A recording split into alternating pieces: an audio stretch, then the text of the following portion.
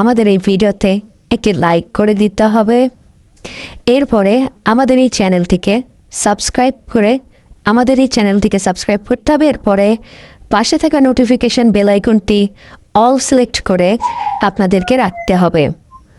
এরপরে ছোট্ট একটি কমেন্ট করে দিতে হবে। কমেন্টে গিয়ে যাওয়ার পরে লিখবেন NICE nice VIDEO nice video লিখে জাস্ট এখানে কমেন্ট করে দিবেন। এরপরেই সেই ভিডিওগুলি দেখতে পারবেন।